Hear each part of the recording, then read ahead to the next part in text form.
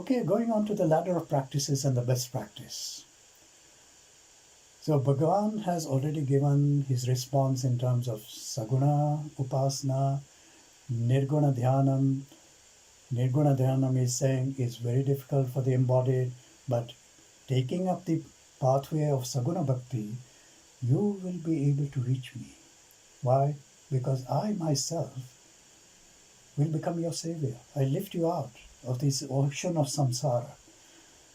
Wonderful way in which Bhagwan tells us that he is there waiting for us to do these practices and then to reach out to him. And Bhagwan is going to hold us and take us to the highest realization. So what are these practices then? So Bhagwan says, fix your mind on me only, place your intellect in me only, then thereafter you shall no doubt live in me alone. Now, fix your mind only in me, intellect only in me. In other words, feelings of devotion, only feelings of devotion in the heart, mind. Only thoughts of God in the intellect.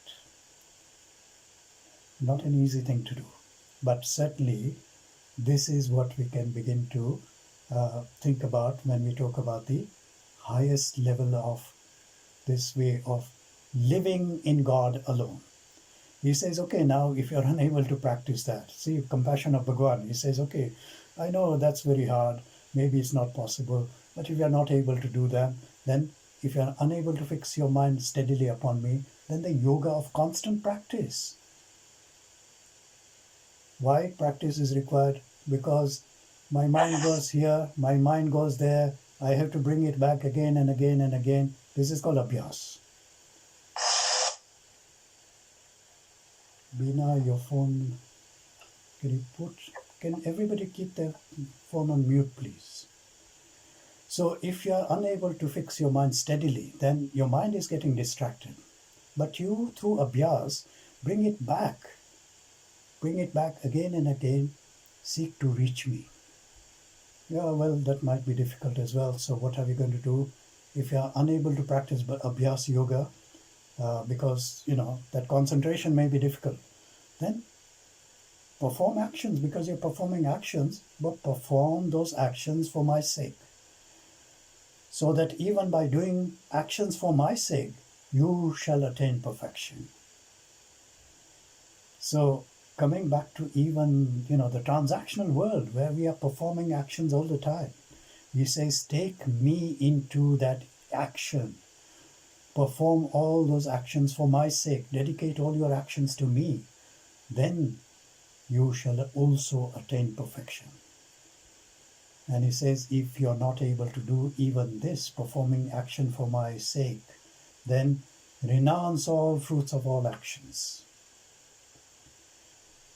Because that is the thing which we are interested in. I want to get this, I want to get that, I want to attain this through my actions.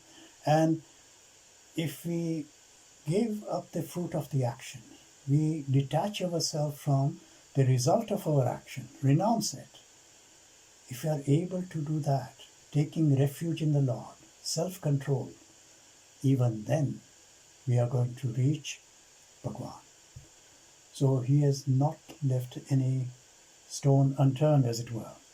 If not at the highest level, abhyas. If not abhyas, action. If not action, fruit of the action.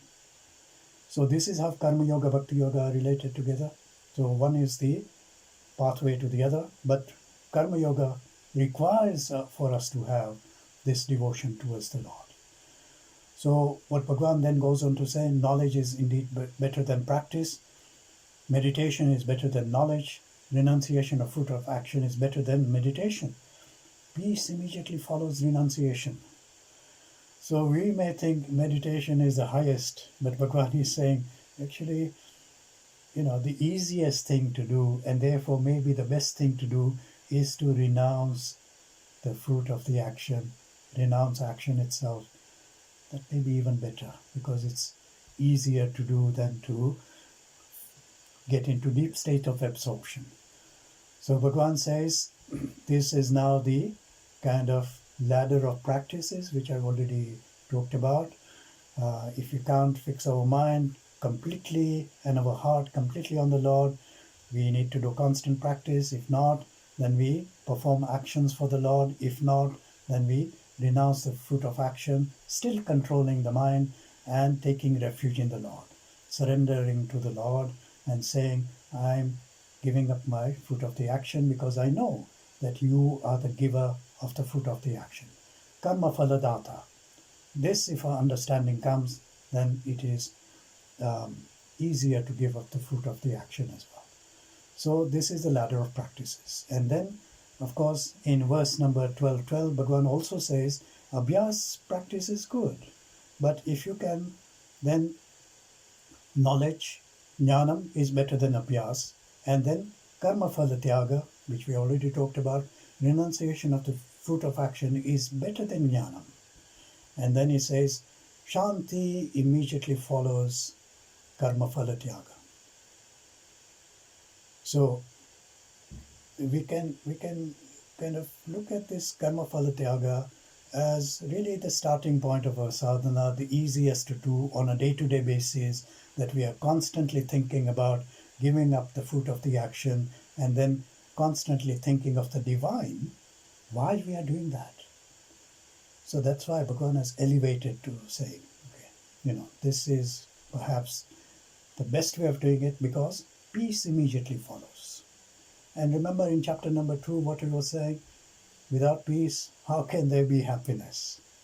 So if we are going to have peace by just giving up the fruit of the action, we can experience joy in our life immediately. Okay? So that's why Bhagwan is saying, karma phala tyaga is, in a sense, better for jnana, better than jnana.